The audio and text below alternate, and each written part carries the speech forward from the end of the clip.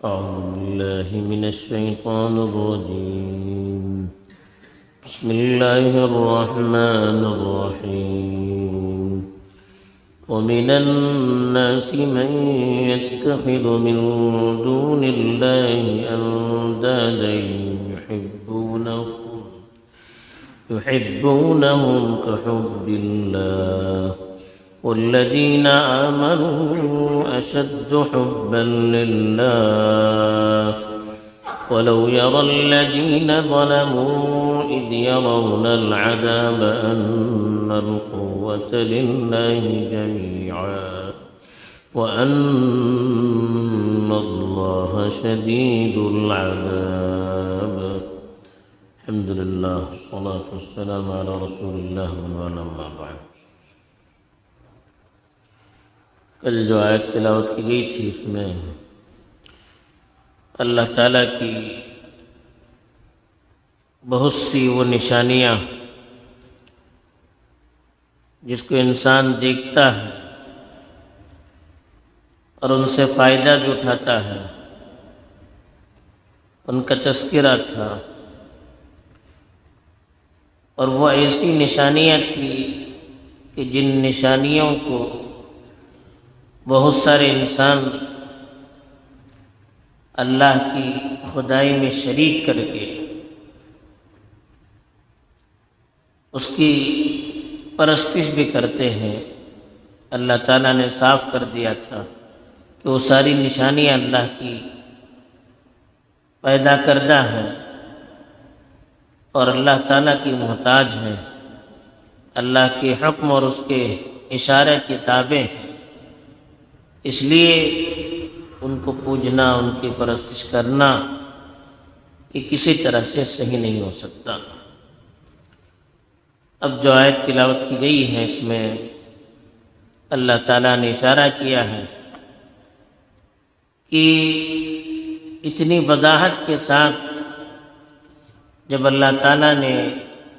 ان چیزوں کے مخلوق ہونے کا تذکرہ کیا ہے، پھر بھی کچھ لوگ وہ ہیں جو اللہ کے ساتھ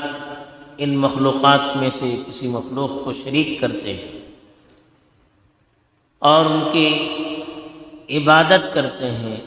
اور ان سے بھی اسی طرح سے محبت اور تعظیم کا معاملہ کرتے ہیں جیسے اللہ سے کرنا چاہیے. چنانچہ ارشاد ہے وَمِنَ النَّاسِ، کچھ لوگ تو وہ ہیں مَن يَتَّخِذُ،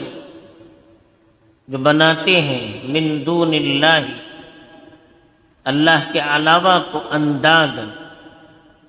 شریک، پارٹنر، برابر، یحبونہم کحب اللہ، ان سے بھی اسی طرح محبت کرتے ہیں جیسے اللہ کی محبت ہوتی ہے. یہ اللہ تعالیٰ نے کہا کہ کچھ لوگ دنیا میں پھر بھی ایسے ہیں جو اللہ کی ساری نشانیوں کو دیکھنے کے باوجود،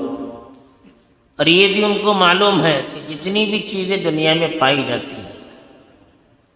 بڑی سے بڑی چیز ہو یا چھوٹی سے چھوٹی چیز ہو، ان کے پیدا کرنے والے اللہ ہیں. وہ سب اللہ کی مخلوق ہیں، اور مخلوق ہونے کے اعتبار سے مخلوق کہتے ہیں جن کو اللہ نے پیدا کیا، اور مخلوق ہونے کے اعتبار سے وہ سب برابر ہیں. اس لیے کہ اللہ نے انسان کو بھی پیدا کیا، چونٹیوں کو بھی پیدا کیا، درخت کو بھی پیدا کیا، پہاڑ کو بھی پیدا کیا، سمندر کو بھی پیدا کیا، زمین، آسمان، سورج، چاند، سب کو اللہ نے پیدا کیا. جب سب کے پیدا کرنے والے اللہ ہیں تو یہ سب برابر ہو گئے اور خالق صرف ایک ہو گیا. اب جو ان سب کو پیدا کرنے والا ہے وہی عبادت کے لائق ہو سکتا ہے اور کوئی عبادت کے لائق نہیں ہو سکتا. لیکن کہا نہیں، کچھ لوگ آج بھی ایسے ہیں جو اللہ کے علاوہ دوسروں کو شریک بناتے ہیں. ند کی جمع انداز کہتے ہیں برابر، جو تعظیم میں، عبادت میں اور ان سے محبت کرنے میں، ان کا احترام کرنے میں ان کو اللہ کے برابر قرار دیتے ہیں. حالانکہ ان کو معلوم ہے کہ ان چیزوں کے پیدا کرنے والے اللہ ہیں، لیکن اللہ کے ساتھ وہ ان کو شریک کرتے ہیں کسی نہ کسی طرح سے۔ جو صفات اللہ کی ہے کہ اللہ سب کچھ جاننے والا ہے، اللہ سب کچھ دینے والا ہے، نفع اور نقصان کا مالک اللہ ہے، اللہ تعالیٰ ہر چیز پر قادر ہے، تو اس طرح کی بعض صفات کے سلسلے میں وہ ان مخلوقات کے سلسلے میں بھی عقیدہ رکھتے ہیں۔ اس طرح کی بعض صفات میں وہ ان مخلوقات کے بارے میں بھی عقیدہ رکھتے ہیں کہ یہ بھی ہر طرح کی چیزوں کو جان سکتے ہیں، یہ بھی ہمیں فائدہ پہنچا سکتے ہیں، یہ بھی ہمیں نقصان پہنچا سکتے ہیں، چاہے وہ بتوں کی شکل میں ہو، درخت کی شکل میں ہو، جانوروں کی شکل میں ہو، یا انسانوں کی شکل میں۔ ند کہتے ہیں جو برابر جن کو وہ اللہ کے قرار دیتے ہیں، وہ انسان بھی ہو سکتے ہیں۔ کبھی کبھی کسی انسان کی اس طرح سے عقیدت ان کو ہوتی ہے کہ وہ اس انسان کے بارے میں بھی وہی خیال رکھتے ہیں جو ہم اللہ کے بارے میں رکھتے ہیں، اور جب تک دنیا میں رہتے ہیں تو اس کا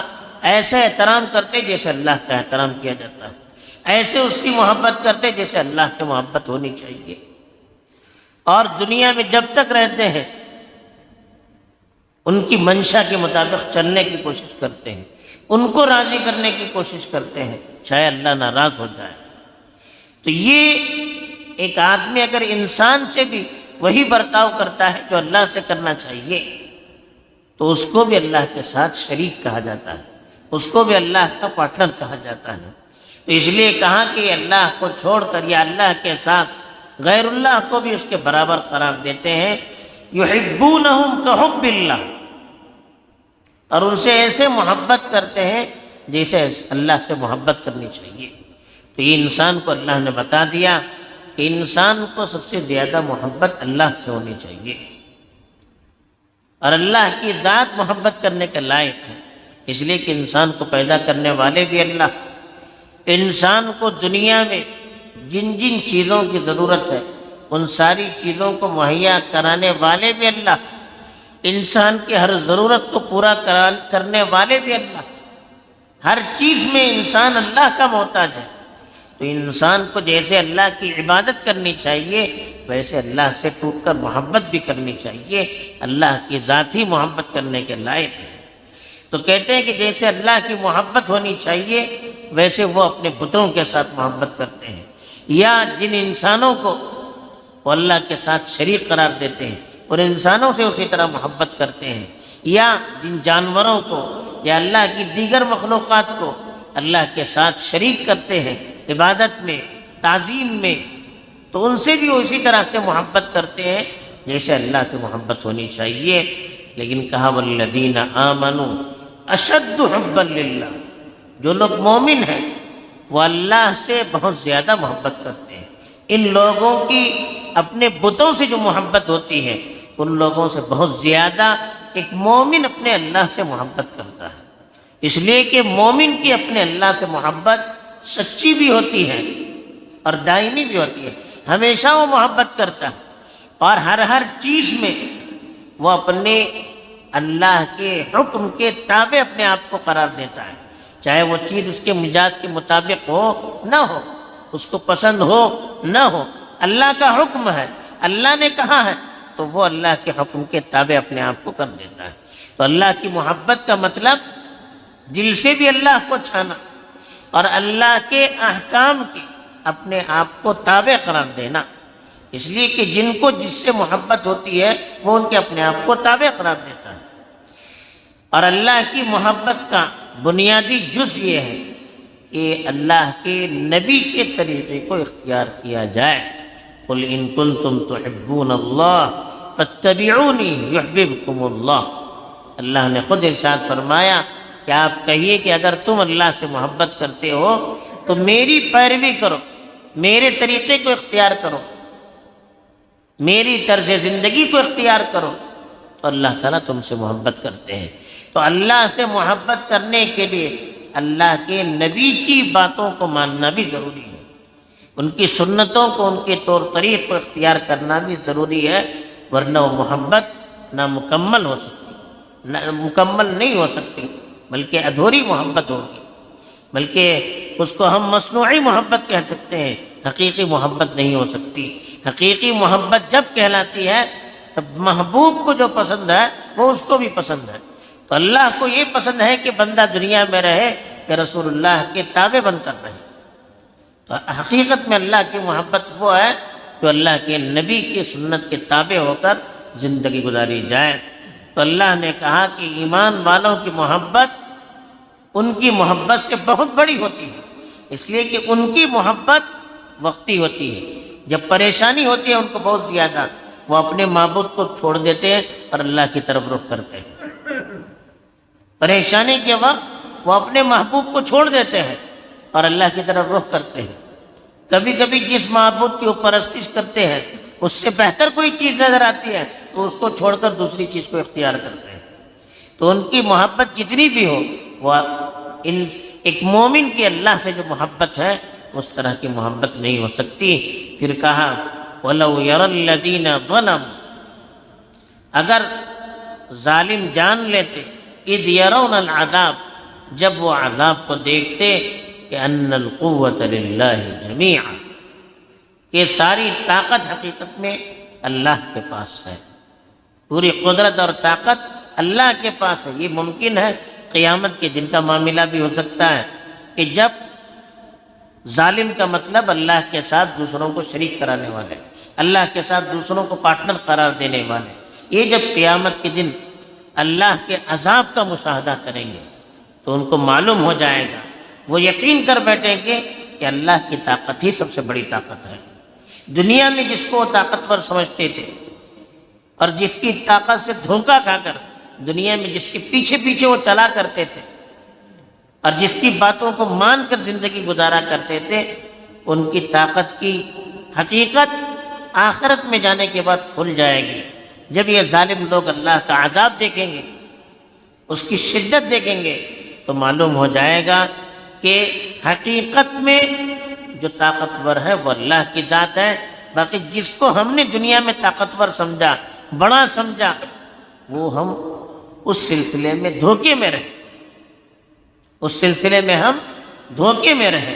تو اس لیے کہا کہ یہ ظالم لوگ جان لیتے جب وہ عذاب کو دیکھتے کہ حقیقت میں پوری طاقت اللہ ہی کی طاقت ہے۔ وَأَنَّ اللَّهَ شَدِيدُ الْعَذَابِ، اور اللہ تعالیٰ تو بڑے سخت عذاب بھی دینے والے ہیں۔ جیسے اللہ تعالیٰ ارحم الراحمین ہے، سب سے بڑھ کر رحم کرنے والے ہیں، ایسے اگر اللہ تعالیٰ کا عذاب آ جائے گا تو سب سے سخت عذاب دینے والے بھی اللہ ہی ہیں۔ تو ممکن ہے یہ آخرت کا معاملہ ہو، ممکن ہے دنیا میں جب ظالموں پر عذاب آئے تو دوسرے لوگ اس کو دیکھ کر عبرت حاصل کریں اور یہ سمجھے کہ اللہ کا عذاب سب سے سخت عذاب ہے۔ وہ جب پکڑے گا تو پھر کوئی بچا نہیں سکتا۔ کہ دنیا میں جب حادثات ہوتے ہیں، آفتیں آتی ہیں، اس کو دیکھ کر ہم عبرت حاصل کریں کہ سب سے بڑی طاقت اللہ کی طاقت ہے۔ وہ اگر پکڑنے پر آئے تو دنیا کی کوئی طاقت اس کو چھڑوا نہیں سکتی۔ بہرحال یہ اللہ تعالیٰ نے ان لوگوں کا تذکرہ کر کے جو اللہ کے ساتھ دوسروں کو شریک کرتے ہیں ان کو بتا دیا کہ وہ اللہ کی طاقت کا اندازہ کریں، دنیا میں رہتے ہوئے عبرت حاصل کریں، اور آخرت میں جو بڑا عذاب ہونے والا ہے اس کا تصور کر کے غیر اللہ کی عبادت سے باز آ جائیں اور اللہ کی طرف رجوع کریں۔ اللہ تعالی ہمیں اللہ ہی کی عبادت کر کے اسی پر جینے اور اسی پر مرنے کی توفیق دے۔ آمین۔ وآخر دعوانا